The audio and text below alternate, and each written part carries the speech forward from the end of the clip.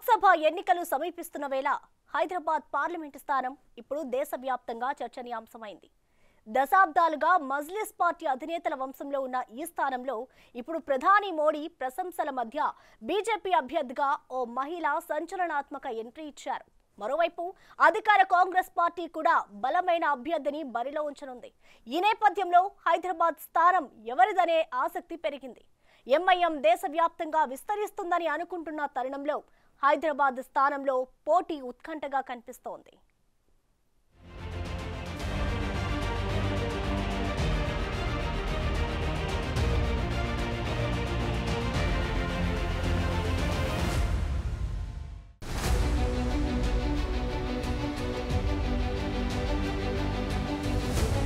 తెలంగాణలో హైదరాబాద్ లోక్సభ స్థానం ఇంతకు ముందు ఎప్పుడూ లేనంత ఆసక్తిని రేకెత్తిస్తోంది.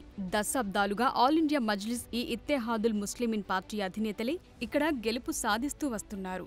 గత 4 పర్యాయాల నుండి ఎంఐఎం అధినేత అసదుద్దీన్ ఓవైసీ ఈ స్థానం నుండి లోక్సభ సభ్యులుగా గెలుపొందుతున్నారు. అయితే అనూహ్యంగా ఇక్కడి పోటీలో సంచలనాత్మక మార్పు ఏర్పడింది. తెలంగాణ రాజధాని హైదరాబాద్లోని విరించి హాస్పిటల్స్ యజమాని మాధవీలత బీజేపీ అభ్యర్థిగా బరిలో దిగారు. ఇంతకాలం హాస్పిటల్తో పాటు ఇతర వ్యాపార వ్యవహారాలు చూసుకున్న మాధవీలత ఒక్కసారిగా రాజకీయాల వైపు రావటం అటు స్థానికంగానూ ఇటు దేశ రాజకీయాల్లోనూ సంచలనం రేపింది.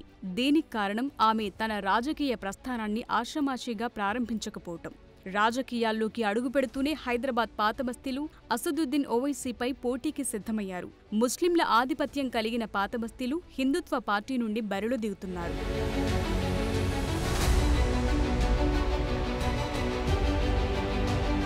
ఇక మాధవీలత ఎంట్రీ చాలా ప్లాన్డ్గా జరిగింది. ఆమె జాతీయ మీడియాలో ప్రసారమయ్యే ప్రముఖ పొలిటికల్ షో ఆప్కి అదాలత్లో పాల్గొన్నారు. ఈ కార్యక్రమంతో ప్రధాని నరేంద్ర మోదీ సైతం మాధవీలత మాటలకు ఫిదా అయిపోయారు. ఈ షోను చూసిన ప్రధాని మోదీ ఆమెను ప్రశంసిస్తూ ట్వీట్ కూడా చేశారు. మోదీ ట్వీట్తో మాధవీలత పేరు దేశవ్యాప్తంగా మారుమోగింది. ఒకప్పుడు కాంగ్రెస్కు కంచుకోటగా ఉన్న అమేథీ స్థానంలో రాహుల్ గాంధీని ఓడించిన స్మృతి ఇరానీల దశాబ్దాల మజ్లిస్ కంచుకోటను మాధవీలత బ్రేక్ చేస్తారంటూ ప్రచారం మొదలైంది. అయితే పాతబస్తీలో రాజకీయాలు అంత ఈజీ కాదనేది క్షేత్రస్థాయి వాస్తవం. దశాబ్దాలుగా అక్కడ ఎంఐఎం పార్టీ హవా సాగుతోంది. ఆ పార్టీని ఎదిరించి బీజేపీ అభ్యర్థి సవాలు చేయటం ఇంట్రెస్టింగ్గా మారింది. ఒకవైపు ఎంఐఎం దేశవ్యాప్తంగా తన హవాను విస్తరించాలని ప్రయత్నిస్తోంది. ఇప్పటికే గత సార్వత్రిక ఎన్నికల్లో మహారాష్ట్ర నుండి ఒక లోక్సభ స్థానాన్ని కైవసం చేసుకుంది. అలాగే దేశవ్యాప్తంగా పలు రాష్ట్రాల్లో పోటీ చేసి ఆయా రాష్ట్రాల్లో శాసనసభలో ప్రాతినిధ్యం సాధించింది. ఇలాంటి తరుణంలో ఆ పార్టీకి దశాబ్దాలుగా ఉన్న ఏకైక లోక్సభ స్థానం, అందులోనూ సొంత గడ్డపైన ఓవైసీని కూలదోసి గెలవటం అంటే అంత సులువేమీ కాదు.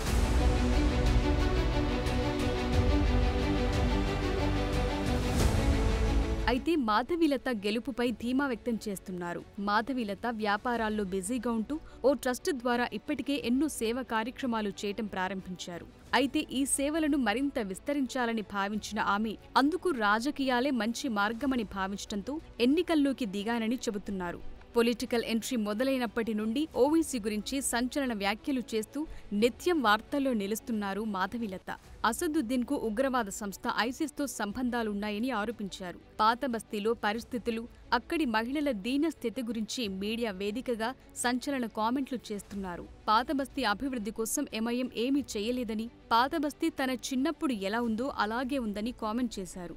అక్కడి ప్రజల జీవన ప్రమాణాలు మారలేదని, పాతబస్తీ అభివృద్ధి చెందకపోవటానికి MIM party, Asaduddin Owaisi vote bank రాజకీయాలే కారణమని ఆమె ఆరోపిస్తున్నారు.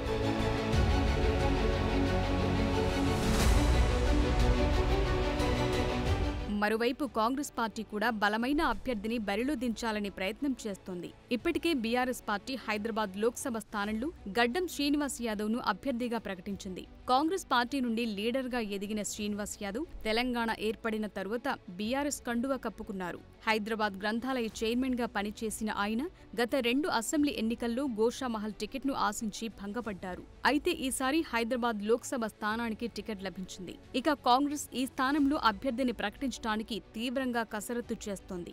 తాజాగా హైదరాబాద్ డీసీసీ అధ్యక్షుడు వలీవుల్లా అలీ మస్కతి బరిలో ఉంటారని అప్పట్లో జోరుగా ప్రచారం జరిగింది.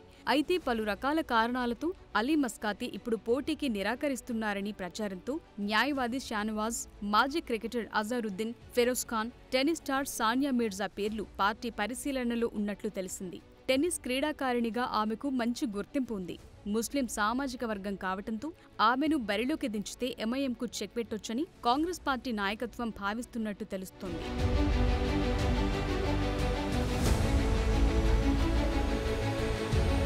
అయితే భారతదేశంలో ముస్లిం సమాజానికి మతపరమైన సంస్థల్లో అతి ముఖ్యమైనది జమాతే ఇస్లామే హింద్. ఈ సంస్థ ప్రత్యక్షంగా రాజకీయాల్లో తలదూర్చదు. అయితే ఎన్నికల ముందు పరోక్షంగా ముస్లింలకు దిశానిర్దేశం చేస్తుంటుంది. అయితే ఈ సంస్థ ఇటీవల తెలంగాణ అసెంబ్లీ ఎన్నికల్లో ఎంఐఎం పోటీలో ఉన్న 9 చోట్లలో కేవలం 7 స్థానాల్లోనే ఆ పార్టీకి మద్దతు ప్రకటించింది.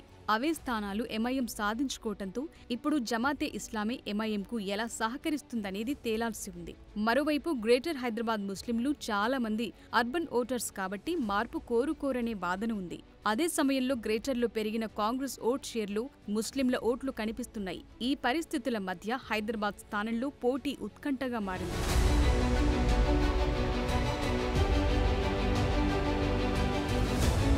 బీజేపీని ఎంఐఎంను ఢీకొని ఓల్డ్ సిటీలో కాంగ్రెస్ గెలవలేదనే టాక్ ఎప్పటి నుండో ఉంది. దీన్ని బట్టి ఈసారి పోటీ బీజేపీ, మజ్లిస్ మధ్యనే ఉందనే వాదన బలంగా వినిపిస్తోంది. అయితే మజ్లిస్ ఇప్పుడు కాంగ్రెస్ కి అనుకూలంగా ఉండటం వల్ల న్యూట్రల్ ఓట్లు కూడా ఎంఐఎంకు వస్తాయనే అభిప్రాయం ఓవైసీలో ఉన్నట్లు తెలుస్తోంది. అందులోనూ రాష్ట్రంలో కాంగ్రెస్ అధికారంలో ఉండటం, మజ్లిస్ ను దాటి హిందూవాద పార్టీకి మద్దతివ్వటం ఇష్టం లేని వారంతా ఎంఐఎంకు కలిసొస్తాయని కొందరంటున్నారు. కానీ కాంగ్రెస్ అభ్యర్థిని ప్రకటించిన తరువాత అభిప్రాయాల్లోనూ ఈ నియోజకవర్గం రాజకీయాల్లోనూ మార్పులు వచ్చే అవకాశాలు కూడా లేకపోలేదు.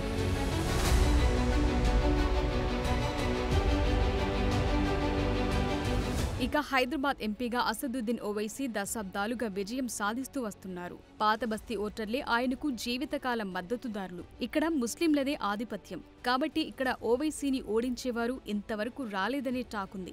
అలాంటి చోట మాధవీలత ఎంట్రీ ఎంతగా పనిచేస్తుందో చూడాల్సి ఉంది. ఇక గణనీయమైన ముస్లిం మైనార్టీ జనాభా ఉన్న నిర్దిష్ట మండలాల్లో మాత్రమే ఓవైసీ తన రాజకీయ పాదముద్రను విస్తరించగలిగారు. అలాగే హైదరాబాద్ లోక్సభ స్థానంలో కూడా ఓవైసీ ఉనికి స్థిరంగా ఉంది. దీన్నే సానుకూలంగా మార్చుకుంటూ సామాన్యులకు అందుబాటులో ఉండటం, వాక్చాతుర్యం, టెలివిజన్ స్టూడియోల్లో పోరాట శైలి ఓవైసీ పాన్ ఇండియా ముస్లిం ముఖంగా ఎదగటానికి సహాయపడనుంది. అలాంటి వ్యక్తిని ఓల్డ్ సిటీలో ఓడించడం కష్టమే అవుతుంది. అయితే హైదరాబాద్ పోలింగ్ బూతుల్లో రిగ్గింగ్ జరుగుతుందని భయపెట్టి ఓట్లు వేయిస్తారని బీజేపీ అభ్యర్థి మాధవీలత ఆరోపిస్తున్నారు. ఈసారి ఎన్నికల్లో బలంగా బలగాలను దింపాలని ఏకంగా కేంద్ర హోం అమిత్ షాతోనే డైరెక్ట్ గా చెప్పారట. కాబట్టి ఇక్కడి ఓటర్లు ఈసారి ధైర్యంగా తనకు ఓటు వేస్తారని ఆమె ధీమా వ్యక్తం చేస్తున్నారు.